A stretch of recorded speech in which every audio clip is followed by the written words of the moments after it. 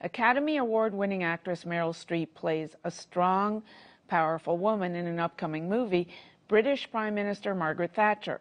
The role highlights her passion for women's history. She's also working hard to make the National Women's History Museum a reality on the National Mall. I sat down with her this week. You just started a movie as Margaret Thatcher.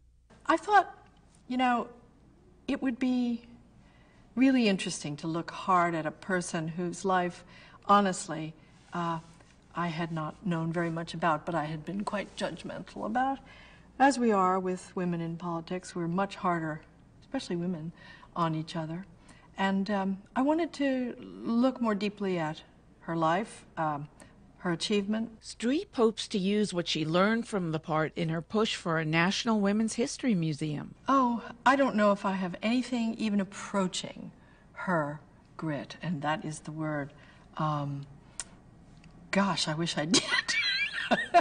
Probably make everything a lot easier. I think she barreled forward with unrelenting determination.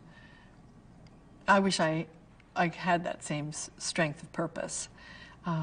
I just have my beliefs that it's a good idea. Streep came to Washington, D.C. this week for a gala in support of the museum. Congress is stalling the sale of the site to build the museum. This is the second attempt to secure that permission from Congress. It failed earlier in 2009. It's much of the same resistance that the suffragists ran into, that women run into repeatedly on issues about women. We're not asking for money or funds or anything, just permission to buy a federal building with our very own money. We're asking to give the government a check. It's really galling that you have to get on your knees to these guys, but I suppose that's what we have to do in the nicest possible way, beg. What do you want to see in the museum? Artists like yourself? I want to see things that are lost to us, stories like, when I grew up there was very little women's history in my history textbook. And if it was in a little box. Clara Barton over in the bottom. And it was like the show business equivalent of "and introducing," you know, wasn't the main cast of characters. But as little girls, we always went to that box and read those avidly. What do you say to young women? You have 3 daughters and a son. I think you learn something from history. You learn about all the mistakes that were made, and you can look at history for all the inspiration you'll ever need to go forward without making those mistakes over again. We just got to pull together, girls, and get this done.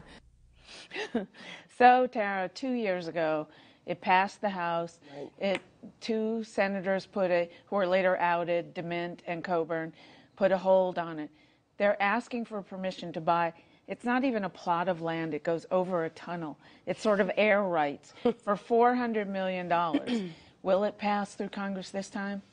Well, I mean, I'm sure it'll pass through the House again. We didn't have a problem with it. The Senate works a little bit differently than we do, and you know, the reasoning behind. I'm not going to defend Coburn and DeMint's reasoning behind it. I don't think it was necessarily valid in this case. I mean, there should be no reason why we cannot have a national museum honoring the history of women in this country on the National Mall. We absolutely deserve a place there.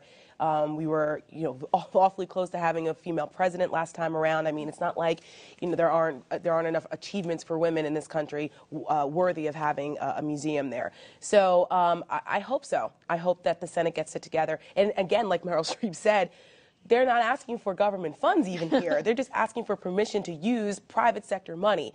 So the politics behind it, there are some very ultra-conservative right-wing organizations that say there's going to be abortion politics in here. We're concerned about that. We don't want that to no pro-life. And then, you know, they're saying, listen, we're not going to bring any divisive issue into this. We've got to raise $400 million. You think we're really going to ostracize any women? We need the money. So I'm hoping that they can get past this and move forward. Yeah, I mean, it's really ridiculous that it has stalled in this way, and we're really hoping that it moves on because, women have contributed so much to this country. And what's important here is to make sure that when people come from all over the world to visit the National Mall, that there is representation there of all of the different peoples that has made America, America. And so to leave women out is just a blatant omission. Well, I mean, I hope that they don't leave the women out, but then you start questioning, should we have the National Latino Museum, National African American Museum, National Asian American Museum? And why not? If I were to be an environmentalist, I'd say, let's keep the National Mall not full of a bunch of museums this either. isn't even right That's on the why we mall. have a National American History Museum. Now, with that being said, I think Meryl Streep should go into There is a Coburn's Native office. American museum. No, there is. But what Museum And for there goodness is an sake. African what I'm American saying museum is- that's in the works, what as I'm- well it should be. It should have been there What before I'm now. saying is that we do have the American History Museum as well. Now, there is no taxpayer dollars going to this. Like she says, they're private funding. And if I were Meryl Streep, I'd go into Coburn's office and to Mint's office, and with her beautiful charm, just go talk to them and see if she can convince them otherwise. Because I do think the museum is the way it sounded like they're planning to have both sides of the story, the conservatives and the liberals. Frankly, you know what though? She shouldn't have to. It upsets me as a conservative, and I like Coburn and DeMint for a lot of reasons, but when they do things like this, it's frustrating and difficult to defend as a conservative woman because it's, what other reason? They try to say that, well, we're worried about a tax subsidy later on, it could cost taxpayers. It's because they have an exhibit an online exhibit on abortion. Right, that's what it's about. That's Right. what it's about. And they need to really remove the politics from this. I mean, Coburn and DeMint should not be determining what goes into a women's history museum, and especially because, I mean, it's not all about abortion. Women don't sit around all day thinking about only abortion. There's so much more to women's history, and I think this is showing why this museum is actually necessary. Do you think the men will ever get there? Will the men ever get there? I hope so. I mean, I think that they realize that women are a huge contributing factor. They might want to put their own museum up, the National Men Museum. The National Conservative Men's Museum. That's it for this edition of To the Contrary. Next